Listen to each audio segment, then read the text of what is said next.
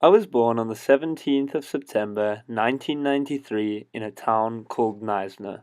At birth, my umbilical cord became wrapped around my neck. I couldn't breathe properly and my entire body turned blue, except for my hair. That was still red, of course. Sport was my first and absolute passion. I loved it. I could spend all day of every day playing sport. I didn't go anywhere without a ball. Big balls, small balls, balls, just any type of balls really. Man, I love balls. When I was 14, I had a grueling tennis match with a right old blonde git that I'd never met before. I lost the match, and of course took an immediate dislike to him.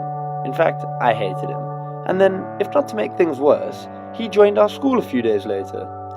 The funny thing about all that though is, we actually became best friends. That's right, you guessed it, Casper. No wait, that's not right. One second. There we go, that's more like it.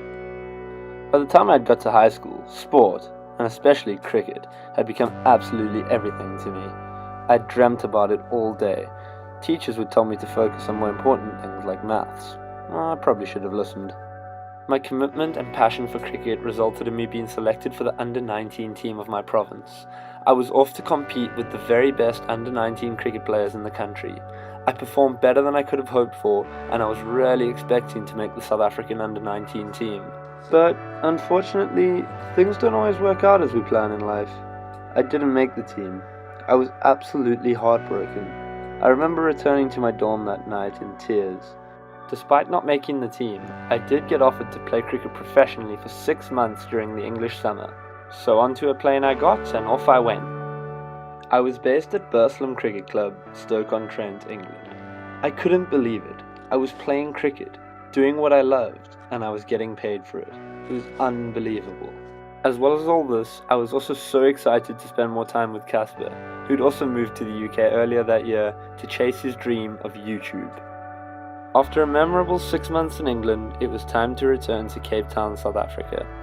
I continued playing cricket in Cape Town whilst coaching and waitering to support myself.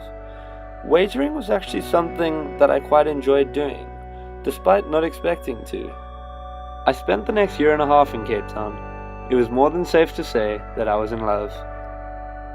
In 2015, I returned to England to play cricket, but there was one difference this time. I was based in London. But my excitement was short-lived, as only 4 weeks after my arrival, I began to feel really ill. I ended up having to go to hospital, where I was diagnosed with glandular fever. As the doctor said the words to me, I couldn't quite believe what I was hearing. It meant that I wasn't able to play sport for 8 weeks. Cricket was how I made my living. I didn't know what I was going to do. But in this case, the cloud really did have a silver lining. Casper had an opportunity for me. He wanted to start a clothing brand, and he thought that I'd be perfect for it. So together over the next few months, Casper and I created Casper Lee Clothing. Casper Lee Clothing turned into a success, and it was such a great journey to go on with my best friend. Slowly, I started to get more and more involved in the industry. All of a sudden, YouTube had become a huge part of my life. All of my friends did it. But not just YouTube, Twitter, Instagram, you name it. I started to find myself so inspired by the amazing work that my friends were doing on YouTube. So I decided to start practicing and editing my own videos. I had nothing to lose, and I was really inspired to do it. Casper helped me along the way, and we made loads of videos that just weren't really good enough. Then, eventually, on Monday the 9th of November 2015, I'd finally made something that I thought you guys might enjoy. So I uploaded my first ever video to YouTube. I know I don't deserve the amazing support that you guys have given me, and there's not a day goes by that I'm not thankful for it. I'm so excited for what the future holds, and I can't wait to take this journey with you.